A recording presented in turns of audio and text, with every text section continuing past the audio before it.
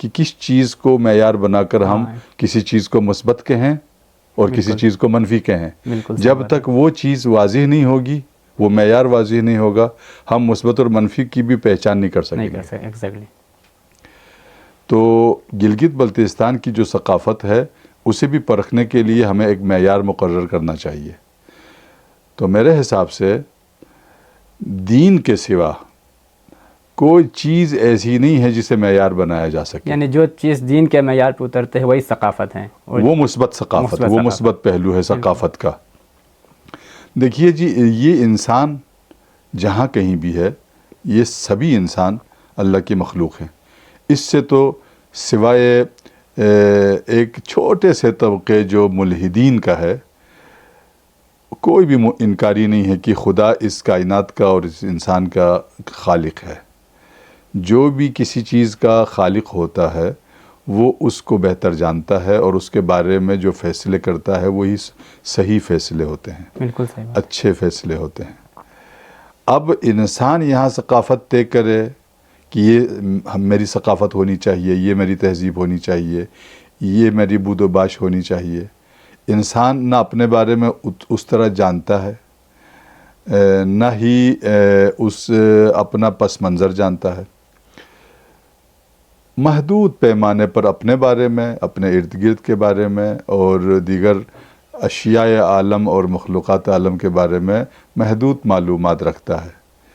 تو اس محدود معلومات کے پیش نظر وہ کسی چیز کو طے نہیں کر سکتا، فیصلہ نہیں کر سکتا کہ یہ انسانوں کے لیے بہتر ہے یا انسانوں کے لیے بہتر نہیں ہے. بالکل. بس اس کا فیصلہ کرنے والا وہی خالق ہو جس نے اس انسان کو بنایا، اس پیچیدہ انسان کو، جس کو شناخت کرنے کے لیے ہزاروں سال کی تاریخ گزری ہے، مگر انسان پھر بھی اپنی شناخت مکمل طور سے کر نہیں سکا ہے. بالکل صحیح بات ہے. اتنا پیچیدہ ہے یہ. اس کے لیے حدیث بھی موجود ہے جس میں ارشاد ہوتا ہے کہ من عرف نفسہ فقد عرف ربہ. جس نے خود کو پہچانا اس نے اپنے رب کو پہچانا. خود کو پہچاننا اتنا آسان نہیں ہے.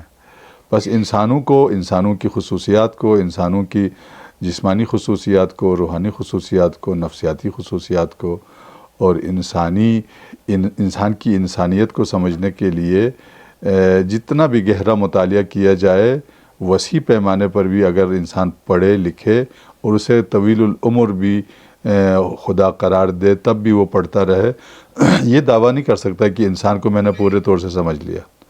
تو جب جس چیز کو پورے طور سے سمجھتا نہیں ہے اس کے لیے وہ فیصلے یا اس کے لیے قوانین سازی کیسے کر سکتا ہے؟ نہیں کر سکتا. لہٰذا قانون سازی کے لیے کہ اس انسان کے لیے، اس معاشرے کے لیے، اس سماج کے لیے کیا اچھا ہے کیا برا ہے، ہمیں رجوع کرنا پڑے گا اسی خالق سے جس خالق نے اس انسان کو پیدا کیا. اب ہم جب رجوع کرتے ہیں تو اسی کا دوسرا نام ہوتا ہے دین، اسی کا دوسرا نام ہوتا ہے مذہب، اسی کا دوسرا نام ہوتا ہے آئین الہی، اسی کا دوسرا نام ہوتا ہے رسالت و امامت. آپ جو بھی نام دے، بات وہی دین ہے. دین ایک ضرورت ہے، دین ایک سب سے اہم ضرورت ہے. آپ دین ہی کو، یعنی پیغام خدا کو، قرآن مجید کو، پیغمبر خدا کی ذات کو اور آپ کی آل کی ذوات اطہر کو معیار قرار دیں گے تو پتہ چلے گا کہ کیا مثبت ہے کیا منفی ہے. بالکل. اب ہم ان کے بتائے ہوئے فرامین کو یا ان کے دکھائے ہوئے راستے کو معیار قرار دیتے ہیں. اس کے بعد تہذیب و ثقافت کے بارے میں کچھ کہنے کی پوزیشن میں ہوں گے کہ ہمارے جو آبائی جو ثقافت ہے یا بت پرستی کے زمانے کی جو ثقافت تھوڑی تھوڑی رہی ہوئی ہے، یہ بود و باش وہی طور طریقے، اٹھنے بیٹھنے کے انداز، تفریح کے انداز، وہ جو طور طریقے اس دور کے تھے وہ پرکھتے ہیں ہم اس عظیم معیار سے کے ساتھ. اگر تو کوئی اس معیار نے اور اس دین نے اس میں کوئی غلطی نہیں دیکھی تو اسے مثبت قرار دے کر اسے قبول کریں گے. بالکل صحیح. اگرچہ وہ سابقہ بت پرستی کے زمانے سے وہ روایات چلی آ رہی ہوں، وہ طور طریقے چلے آ رہے ہوں، وہ بود و باش کے انداز چلے آ رہے ہوں، کوئی بات نہیں ہے. دین نے یعنی اللہ نے اسے منظور کر لیا یا اس کو غلط قرار نہیں دیا. تو ہم اسے شامل رکھیں گے قومی، ملی، آبائی ثقافت کے طور سے۔ لیکن ایک ثقافت چلی آ رہی تھی، ایک طور طریقہ چلا آ رہا تھا، ایک روایات چلتی آ رہی تھی، مگر دین کے معیار پر جب ہم نے ان کو پرکھا تو دین نے اسے ریجیکٹ کیا، اسے مسترد کر دیا۔ تو ہم اس کو منفی قرار دے کر مسترد کریں گے۔ اگرچہ کسی کا قبیلئی طریقہ کار تھا، کسی قوم اور ملت یا کسی جدی پشتی یہ چیزیں چلی آ رہی تھی، آنے دیں، چونکہ اس دین نے اسے مسترد کر دیا، کہا کہ یہ اللہ کے اس نظام ثقافت میں منظور نہیں ہے، لہٰذا اسے ہم مسترد کرتے ہیں۔ لہٰذا ہم نہ کسی چیز کو پورے طور سے منفی قرار دینے کے اہل ہیں۔ جو لوگ کہتے ہیں کہ جی انسان اپنی عقل سے سب کچھ سمجھ سکتا ہے، سب فیصلے کر سکتا ہے، اچھا اگر آپ سب کچھ سمجھ سکتے تھے تو دنیا کے جو قوانین بنانے والے لوگ ہیں ان کے قوانین آئے روز کیوں بدلتے ہیں؟ وہ سب کچھ تو نہیں سمجھتے تھے، کچھ غلطیاں تھیں اس میں، بہت غلطیاں تھیں۔ وہ یا کم از کم سمجھتے بھی ہیں تو اپنے دور کو سمجھتے ہیں، آنے والے دور کو تو نہیں سمجھتے ہیں، آنے والی نسلوں کی ضرورتوں کو تو نہیں سمجھتے ہیں۔ اور پھر اگر تم کچھ سمجھتے بھی ہو تو اس دنیا کے حدود میں شاید تھوڑا سا کچھ سمجھنے کے اللہ تعالیٰ نے تمہیں قابل بنایا ہے۔ جو دوسرا جہاں ہے، جہاں انسانوں نے ہمیشہ کے لیے جانا ہے، جس کو آخرت کہتے ہیں، وہاں کی ضروریات کو یہاں کا انسان کیسے سمجھتا ہے؟ وہ تو دین ہی کے ذریعے سے سمجھتا ہے۔ میں یہاں آپ کے اس پروگرام کے توسط سے ایک نقطہ عرض کرنا چاہتا ہوں۔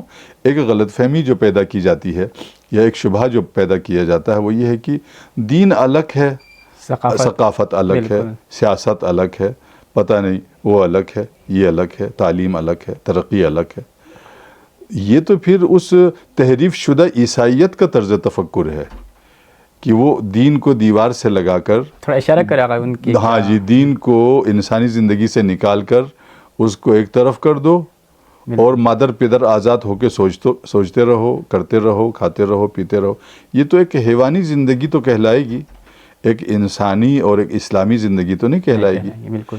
انسان نے جب ایک دین کو عقل کی بنیادوں پر ایکسیپٹ کیا، دین اسلام کو ہم نے اپنے اختیار اور اپنی عقل مندی اور شعور کے تقاضوں کے اوپر قبول کیا، تو پھر اس کے قوانین کو بھی، جو کہ قوانین الہیہ ہیں، ان کو بھی اپنے اوپر لاگو سمجھ کر خود کو خوش نصیب بنا سکتے ہیں۔